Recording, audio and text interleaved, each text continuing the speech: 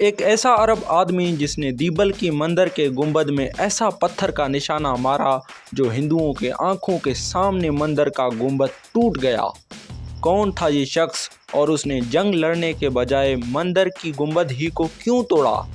کیا محمد بن قاسم نے سچ میں دیبل کو فتح کیا تھا؟ محمد بن قاسم ہمارے لیے ہیرو ثابت ہوا یا ایک ظالم؟ میں ہوں غلام عباس اور آپ دیکھ رہے ہیں H4 ہسٹری میں۔ ہم آپ کو تاریخ سندھ کی دوسری قسط میں یہی سب کچھ دکھا رہے ہیں۔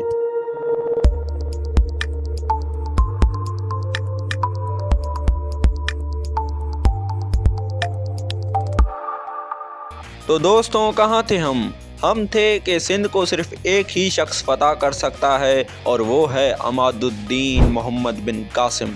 محمد بن قاسم جو کہ حجاج بن یوسف کے چچا کے بیٹے کا بیٹا تھا اور اس کا نواسا بھی تھا، اور حجاج نے اپنی بیٹی کا رشتہ محمد بن قاسم سے طے کر دیا اور اس سے وعدہ کیا کہ اگر تو سندھ کو فتح کرے گا تو میں تجھے وہاں کا گورنر مقرر کر دوں گا۔ اس وقت تک محمد بن قاسم کی ایک ریفرنس کے مطابق اس کی عمر 17 برس تھی اور دوسری ریفرنس کے مطابق اس کی عمر 27 برس تھی۔ ہم نے بڑی دیانتداری سے یہ دونوں ریفرنس آپ کے سامنے رکھ دیے، اب آپ ان دونوں ریفرنس میں سے جس کو صحیح کہیں۔ اس کے بعد حجاج بن یوسف نے خلیفہ وقت ولید بن عبد الملک کے پاس ایک خط بھیجا جس میں اس نے ہندوستان کے فتح کرنے کی اجازت طلب کی۔ خلیفہ نے لکھا کہ وہ قوم جاہل ہے اور ملک بھی بہت دور ہے اور لشکر اور اصلاح جات جنگ وغیرہ کی تیاری اور بندوبست پر بھی بڑی رقمیں خرچ ہوں گی اور بیت المال پر بھی بڑا بوجھ لگے گا، جو کہ بڑی خراب بات ہے۔ چنانچہ اس معاملے میں توقف کرنا چاہیے، کیونکہ جب بھی لشکر جاتا ہے مسلمان ہلاک ہو جاتے ہیں، اس کے لیے کوئی تدبیر سوچنی چاہیے۔ پھر حجاج بن یوسف نے دوسری بار خط لکھ کر واضح کیا کہ اے امیر المومنین، کتنا وقت گزر گیا ہے کہ مسلمان قیدی کافروں کے ہاتھوں گرفتار ہیں اور اسلام کا لشکر ایک بار شکست کھا چکا ہے اور اس کا بدلہ لینا اور مسلمانوں کو آزاد کرنا ضروری ہے۔ اس نے کہا کہ زیادہ خرچ نہیں لگے گا کیونکہ ہمارے پاس ہتھیار اور اسباب پہلے سے ہی موجود ہیں۔ اگر تھوڑا بہت خرچ آیا تو میں ذمہ وار ہوتا ہوں کہ سندھ کی فتح کے بعد شاہی خزانے میں دگنی سے تگنی رقم جمع کرواؤں گا۔ خلیفہ نے یہ بات سن کر حجاج کو اجازت دے دیا۔ اس کے بعد حجاج بن یوسف نے جنگ کی تیاریاں زور و شور سے شروع کر دیں۔ جب جنگ کی تیاریاں مکمل ہو گئیں تو حجاج بن یوسف نے محمد بن قاسم سے کہا کہ ایرانی شہر شیراز کے جانب سے گزر کر آہستہ آہستہ منزلیں طے کرتے ہوئے روانہ ہونا تاکہ سارا لشکر تم سے آ ملے۔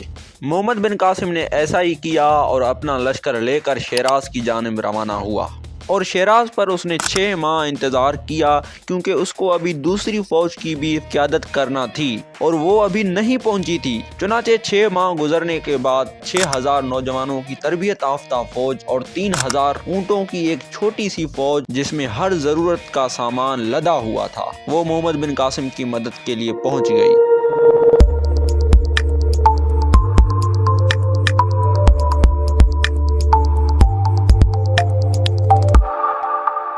اس کے بعد محمد بن قاسم نے اپنی فوج کو لے کر مکران کی طرف پیش قدمی شروع کر دی۔ جب وہ مکران پہنچا تو اس کو 6000 اونٹ سواروں کی ایک نئی تربیت یافتہ فوج مل گئی، اور وہاں کے گورنر محمد بن ہارون نے بھی محمد بن قاسم کی فوجی مدد کی۔ اس کے علاوہ حجاج بن یوسف نے 5 منجنے کے دیبل کی دیواریں توڑنے کے لیے سمندری راستے سے کشتیوں کے ذریعے دیبل روانہ کر دیا۔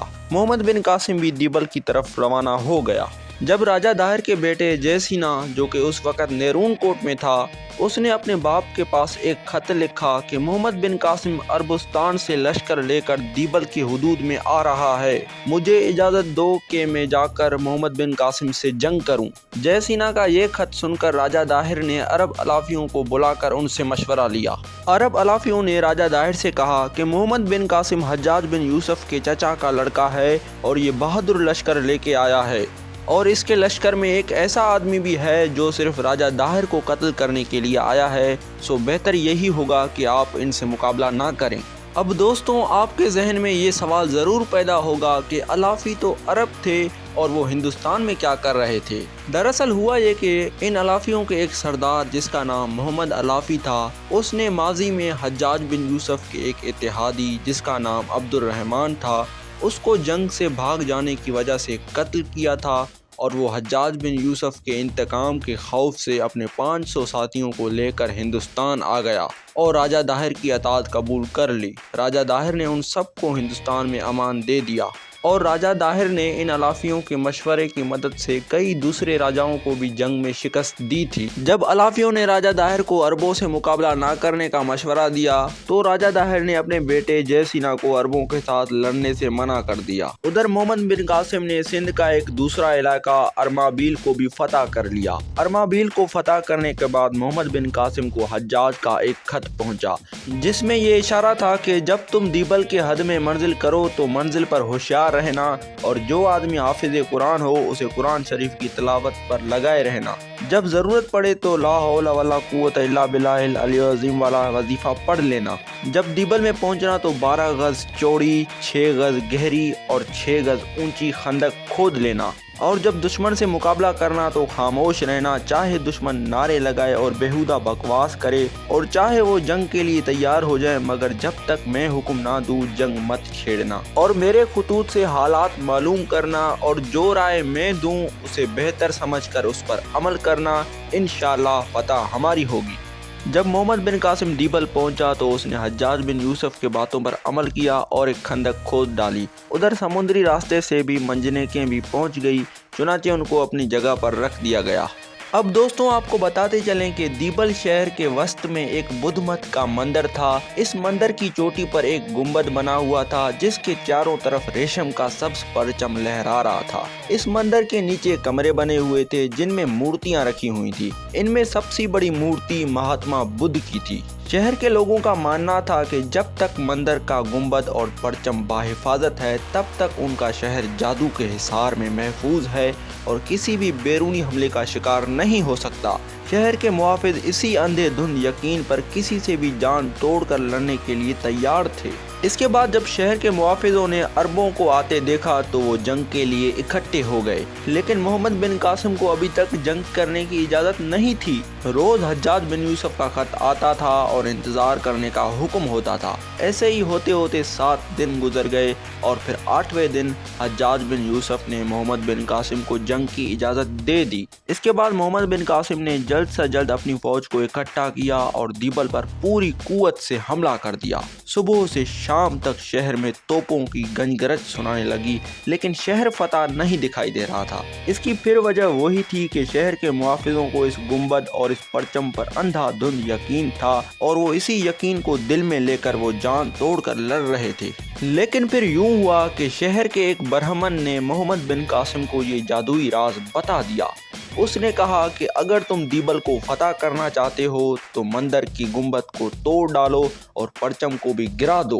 کس نے توڑا یہ مندر کا گنبد اور آخرکار دیبل کے شہریوں کے سامنے پرچم کیسے گر گیا، یہ سب ہم آپ کو دکھائیں گے، لیکن محمد بن قاسم کی تیسری قسط میں۔ اور ہاں، ہمیں معاف کیجیے گا کہ ہم نے آپ سے وعدہ کیا کہ یہ واقعہ ہم آپ کو اس ویڈیو میں سنائیں گے لیکن نہ سنا سکے۔ اس کی وجہ یہ تھی کہ ویڈیو بہت لمبی ہو گئی ہے، تو ہم نے طے کیا ہے کہ یہ واقعہ ہم آپ کو تیسری قسط میں سنائیں گے، ضرور دیکھیے گا۔ اور ہاں، ویڈیو کیسے لگی؟ اچھی لگی ہے تو اسے لائک، چینل کو سبسکرائب ضرور کریں۔ اوکے، اللہ حافظ۔